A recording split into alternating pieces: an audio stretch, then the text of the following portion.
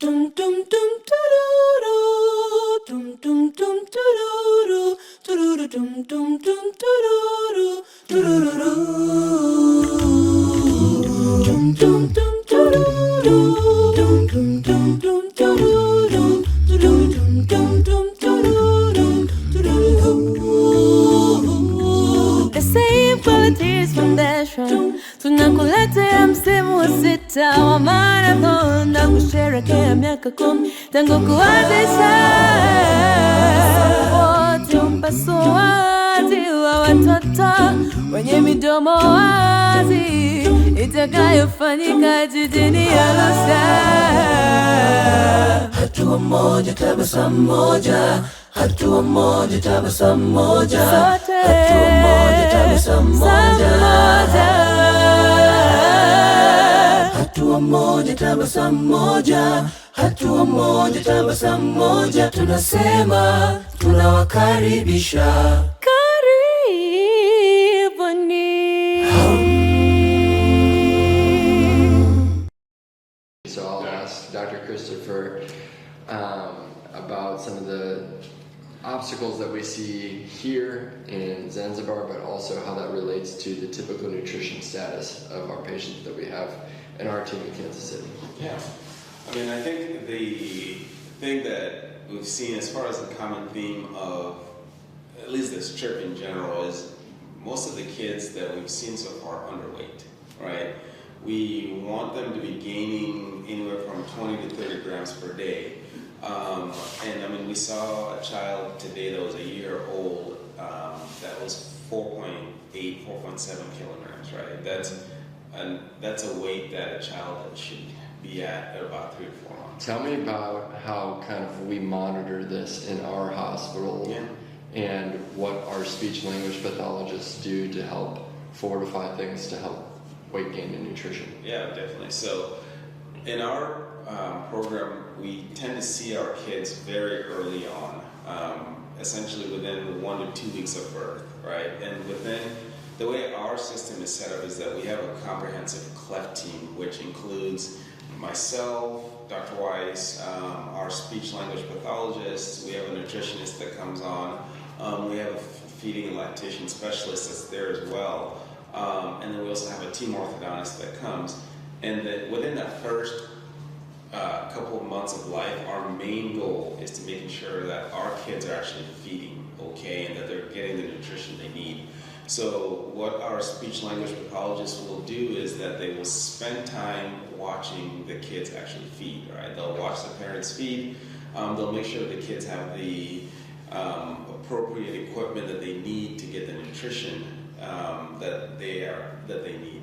So in a cleft palate, for example, the kids have a one-way, an open valve system, so they have a communication between their nose and mouth, so they cannot form a seal in order to actually feed. So to circumvent that, we provide them with a one-way valve bottle system. And one thing that I've noticed here in Tanzania is those valves have not been available to the parents. And so that's one thing that they do is they watch and then they teach the parents how to actually work with the child, and they work on coordination, they work on duration of feed, and then they also work on making sure that their child is getting the appropriate amount of calories so they can fortify their feeds as well. Yeah, so tell me, expand on that, kind of what kind of things do they do to help with making sure that we have good caloric intake for appropriate weight gain? Yeah, so and what they tend to do is there's different types of formulas. So doing breast milk alone is not adequate nutrition. So they'll fortify the formula that the kids have. They may add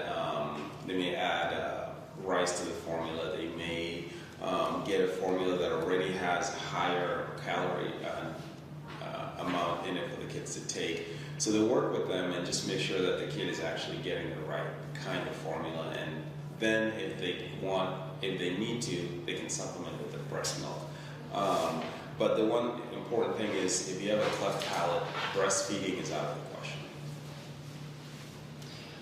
Dr. Rashida, tell me what you've seen in your practice, how nutrition affects dental disease, overall oral health, and kind of touch on that for us as well.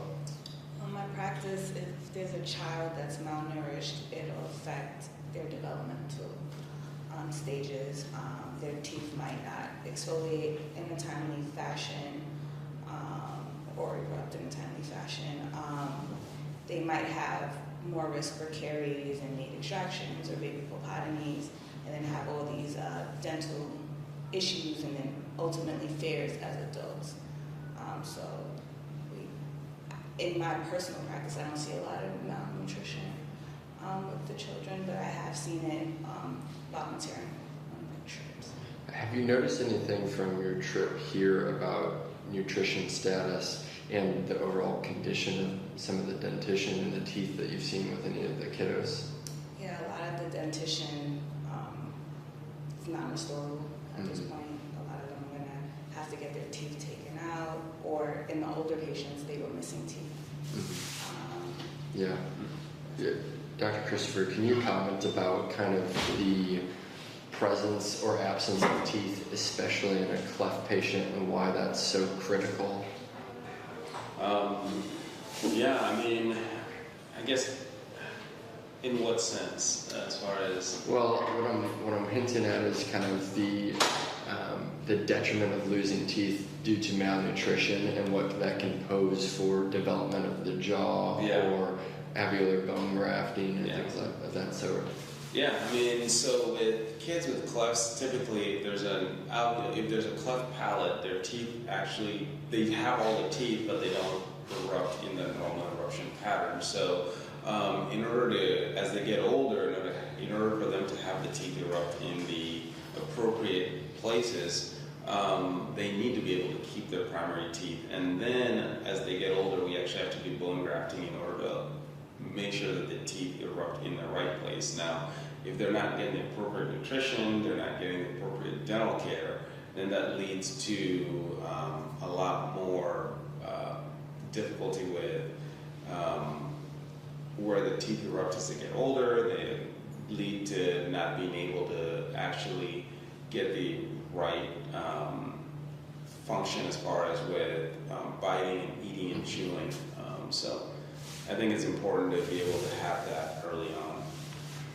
And this question, my last question for both of you, what are some of the steps that you see that could be implemented into this country, and specifically Zanzibar, that could help the overall nutritional status of some of the patients to put them in a better spot for their care?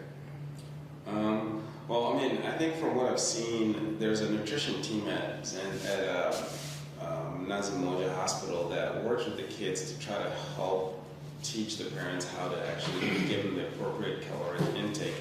But I think the education piece of it is important early on, I think, and making sure that these kids actually, or the families, know how to feed the child, but then also have the resources to be able to feed the child, right? I was going to expand and say, do you think that the potential issue is more related to access or lack of education on the importance of nutrition?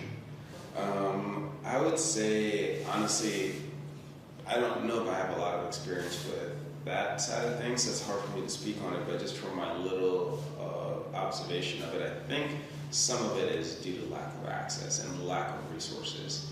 I think the education piece is probably there, just because, I mean, they have pediatricians, they have nutritionists, but I think once they get to go home, then, do they have the bottle system to feed? Are they able to actually get the formulas that they need? So those are all things that I don't know the answer to as far as Zanzibar is concerned. To answer your question, I was going to say, I keep hearing about this specialized bottle. I don't think they have access to those. If they get some type of access to a specialized bottle, then they would be able to feed better. Yeah.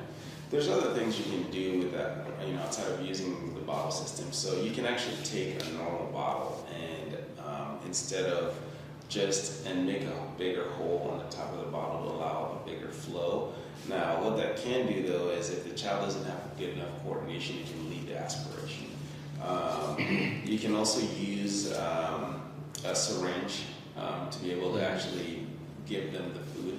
So you can circumvent that, not having a specialized bottle system, but I think it's a matter of getting some education done, which I don't know if it's there or not.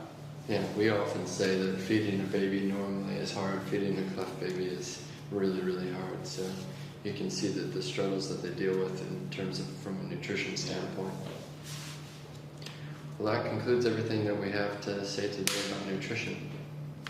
The Same Qualities Foundation katika kuadhimisha miaka 10 tangu kuanzishwa kwake inakuletea msimu wa 6 wa SQF Clefts Marathon itakayofanyika Septemba 1, 2024 katika viwanja vya Sheikh Amri Abeid jijini Arusha. Mbio hizi zitahusisha kilomita 21 kwa shilingi 30,000, kilomita 10 kwa shilingi 25,000 na kilomita 5 kwa shilingi 20,000.